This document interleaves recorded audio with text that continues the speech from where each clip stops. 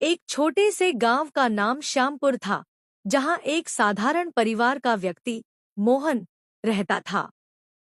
मोहन बहुत ही ईमानदार और मेहनती किसान था, लेकिन पिछले कुछ वर्षों से उसके जीवन में कुछ भी ठीक नहीं चल रहा था।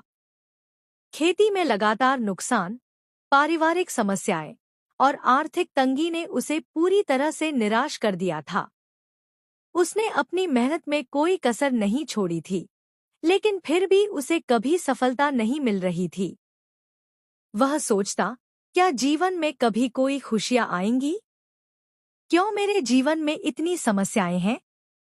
इसी तरह के विचारों में डूबे हुए एक दिन मोहन को पता चला कि गांव के पास एक सद्गुरु का आगमन हुआ है, जो सत्संग कर रहे हैं और अपनी दिव्य शिक्षाओं से लोगों का जीवन बदल रहे हैं। गांव में चर्चा थी कि सद्गुरु के सत्संग में जाने से मानसिक शांति मिलती है और जीवन के कठिन सवालों के उत्तर मिल जाते हैं।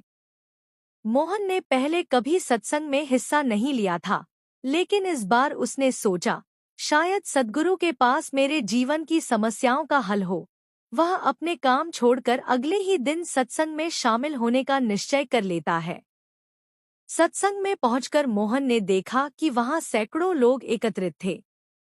सबकी आंखों में एक चमक थी, एक उम्मीद की किरण। वहां बैठे सभी लोग सद्गुरु के आने की प्रतीक्षा कर रहे थे। कुछ ही क्षणों में सद्गुरु मंच पर आए। उनकी आंखों में एक गहरी शांति और चेहरे पर एक अलौकिक मुस्कान थी। उनके आते ही पूरे वातावरण में जैसे एक सकारात्मक ऊर्जा फैल गई। लोग पूरी श्रद्धा से उनका स्वागत कर रहे थे। सद्गुरु ने अपने वचनों की शुरुआत इस बात से की कि प्रत्येक व्यक्ति के जीवन में दुख और सुख दोनों का अपना महत्व है। दुख हमें सिखाते हैं कि हम अपने भीतर झांकें, अपनी कमजोरियों को समझें और अपने आत्मविश्वास को बढ़ाएं। हमारे जीवन की हर घटना हमें कुछ सिखाने आती है। मोहन ने बड़े ध्यान से सद्गुरु के वचनों को सुना। सद्गुरु ने कहा, हम अपने जीवन की समस्याओं को अक्सर बाहर के कारणों पर थोपते हैं, लेकिन वास्तविकता यह है कि समस्याओं का हल हमारे भीतर है। जब हम खुद को बदलने का प्रयास करते हैं, तो धीरे धीरे हमारे बाहर की दुनिया भी बदलने लगती है। अगर हम खुद को, अपने विचारों को, अपने दृष्टिकोण को बदल लें, तो परिस्थितियां भी हमारे अनुकूल होने लगती हैं। सद्गुरु के वचनों ने मोहन के हृदय में गहरी छाप छोड़ी।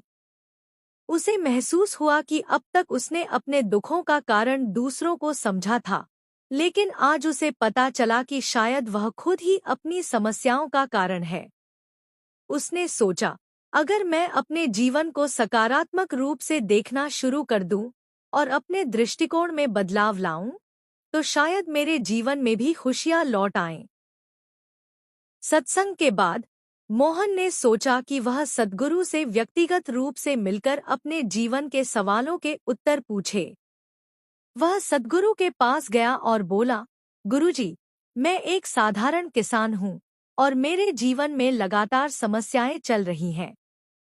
मैंने हर संभव प्रयास किया, लेकिन सफलता नहीं मिली। कृपया मुझे बताएं कि मैं अपने जीवन को कैसे सुधार सकता हूँ। सद्गुरु ने मुस्कुराते हुए कहा, बेटा, जीवन में सफलता और सुख पाने के लिए सबसे पहले अपने मन में शांति और संतोष लाओ। जब तक हमारा मन अशांत रहेगा, हम बाहरी दुनिया में सुख की खोज करते रहेंगे, लेकिन हमें वह सुख नहीं मिलेगा। मन को शांत करने का सबसे सरल तरीका है ध्यान और आत्मचिंतन। सद्गुरु ने मोहन को ध्यान करने की विधि सिखाई और कहा, रोज कुछ समय के लिए अकेले बैठकर अपने भीतर झांकने का अभ्यास करो।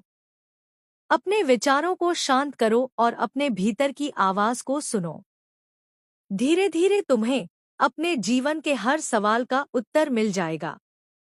मोहन ने सद्गुरु के बताए गए निर्देशों को पूरी निष्ठा से अपनाया। वह रोज सुबह उठकर ध्यान करने लगा और सद्गुरु के वचनों को जीवन में उतारने की कोशिश करने लगा। उसने अपनी सोच को सकारात्मक बना लिया और हर परिस्थिति